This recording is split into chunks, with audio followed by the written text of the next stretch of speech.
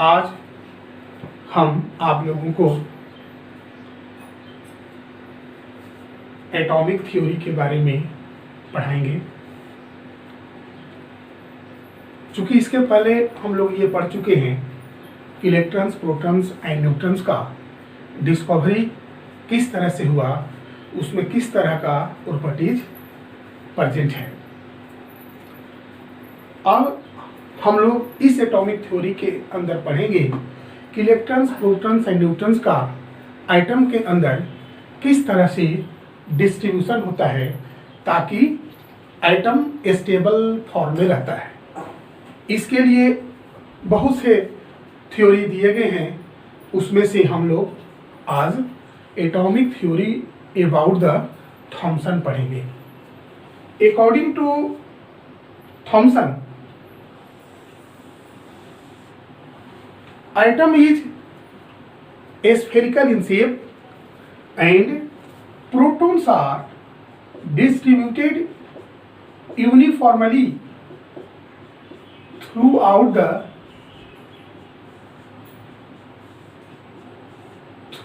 atom.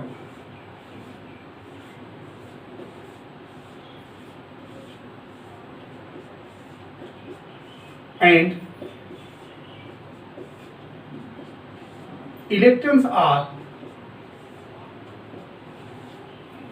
embedded in them. Thus,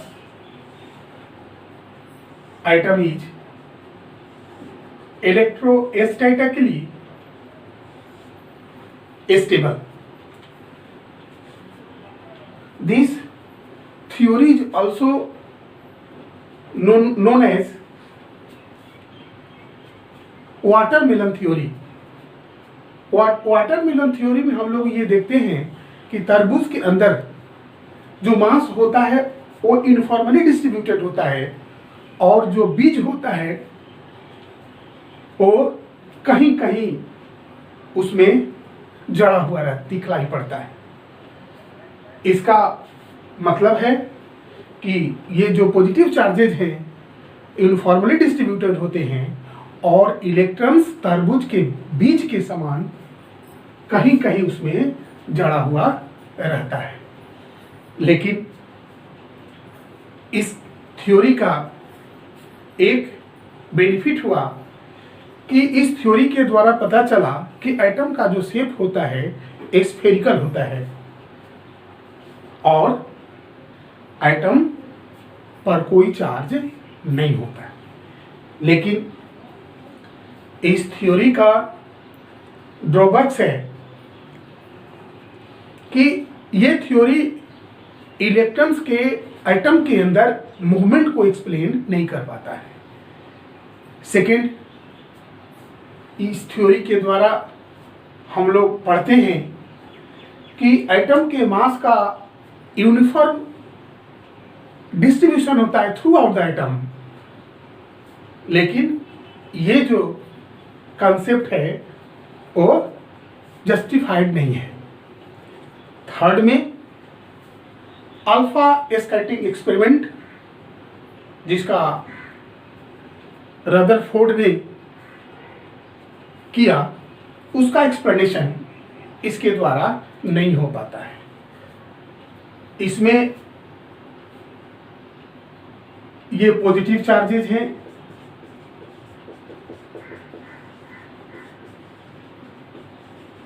जो कि uniformly distributed हैं और electrons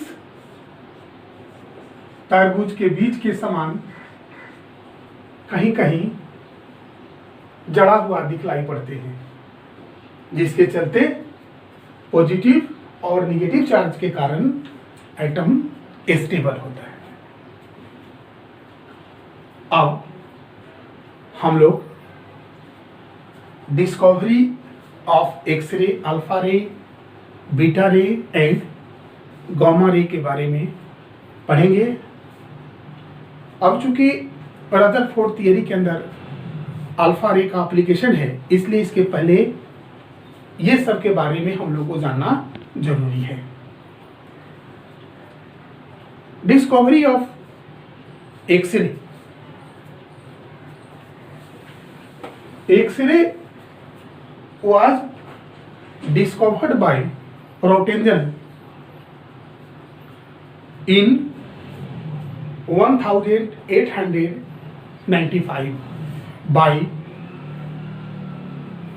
striking the cathode rays on the hard metallic anode. The invisible rays are produced after the striking on anode are called X-rays. When electric field, magnetic field was applied around the X-rays, there was not any type of deflection found. Therefore, it was determined that X-rays are neutral. और x ray के बारे में ये भी देखा गया कि इसमें पेनिट्रेटिंग पावर बहुत ज़्यादा होती है। जिस तरह से हम लोग देखते हैं कहीं शरीर के अंदर फ्रैक्चर होता है तो एक्सरे के द्वारा हम लोग पता कर लेते हैं कि शरीर में हड्डी के किस भाग में फ्रैक्चर है और उसके बारे में ट्रीटमेंट हो जाती है। तो इसलिए एक्सरे जो होता है न्यूट्रल होने के साथ साथ इसके पास पेनिट्रेटिंग पावर भी ज़्यादा होती है। इसके बाद एक्सरे इलेक्ट्रोमैग्नेटिक वेव के रूप में जाना जाता है। अब हम लोग पढ़ेंगे discovery of alpha ray, beta ray and gamma रे। इसके पहले हम लोग जान लें कि सबसे पहले हेनरी बेकरेल ने, जो कि एक फ्रेंच साइंटिस्ट थे, उन्होंने क्या किया था कि यूरेनियम को फोटोग्राफिक प्लेट में लपेट कर रख दिया था। इसके बाद उन्होंने देखा कि फोटोग्राफिक प्लेट वाज अफेक्टेड। तब उन्होंने समझा कि इस यूरेनियम से कोई इनविजिबल रे निकला जो कि फोटोग्राफिक प्लेट को प्रभावित किया। उसी के उन्होंने रेडियो एक्टिव रेज के नाम से कहा। और ये रेडियो एक्टिव रेज 3 प्रकार का होते हैं, alpha ray, beta ray and gamma रे, और तीनों का अलग अलग तरह का प्रॉपर्टी है। इसके लिए रदरफोर्ड ने एक एक्सपेरिमेंट किया जिसके आधार पर पाया गया कि अल्फा रे पर पॉजिटिव चार्ज होता है, बीटा रे पर नेगेटिव चार्ज होता है और गामा रे पर कोई चार्ज नहीं होता है। उस एक्सपेरिमेंट को उन्होंने इस तरह से किया।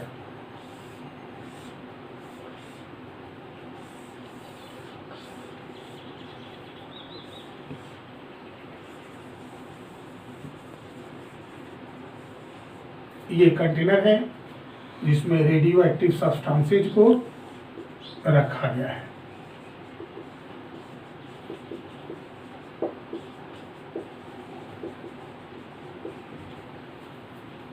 इसमें यूरेनियम या उसके कंपाउंड भी हो सकते हैं।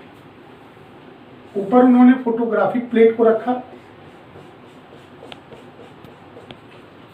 इलेक्ट्रिक फील्ड अप्लाई किया,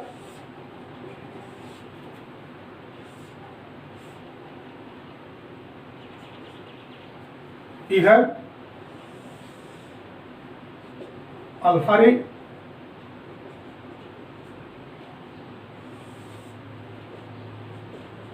बीटा रे,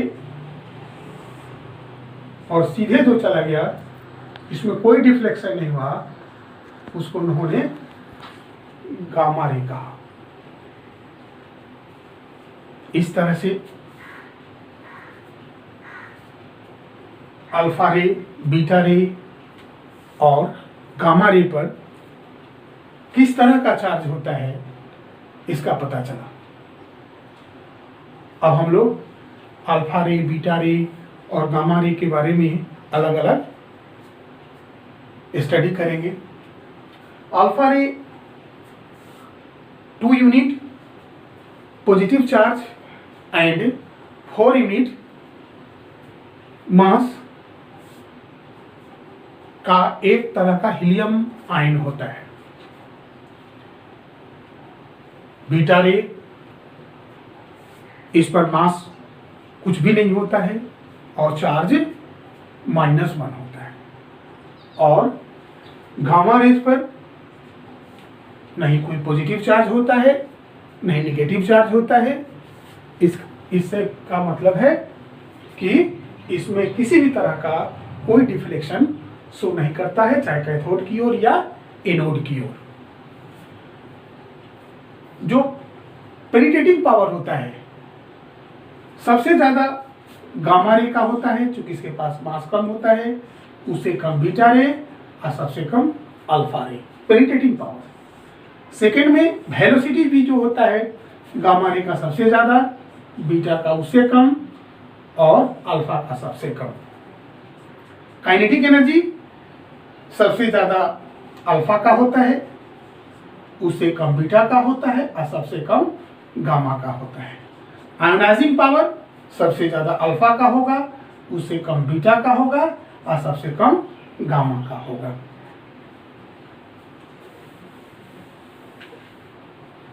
इस तरह से alpha ray, beta ray and gamma रे का पता चला कि ये रेडियो एक्टिव सब्सटेंसेस से निकलते हैं।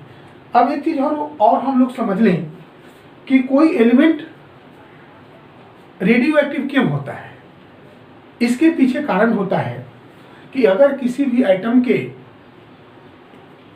न्यूक्लियस में न्यूट्रॉन और प्रोटॉन का जो रेशियो है 1 से ज्यादा होता है या 1 से कम होता है, दोनों कंडीशन में एटम का न्यूक्लियस अनस्टेबल होता है और वो अपने स्टेबिलिटी प्राप्त करने के लिए अल्फा रे, बीटा रे या गामा रे का इमिशन करता है, जिसके द्वारा जो नया प्रोडक्ट बनता है, नया आइटम बनता है, वो स्टेबल होता है। यही कारण है कि एलिमेंट का रेडियो एक्टिव होना। कल हम लोग रदरफोर्ड एटॉमिक थ्योरी के बारे में पढ़ेंगे कि रदरफोर्ड एटॉमिक थ्योरी क्या है, उसका ड्रॉबैक्स क्या है। इसके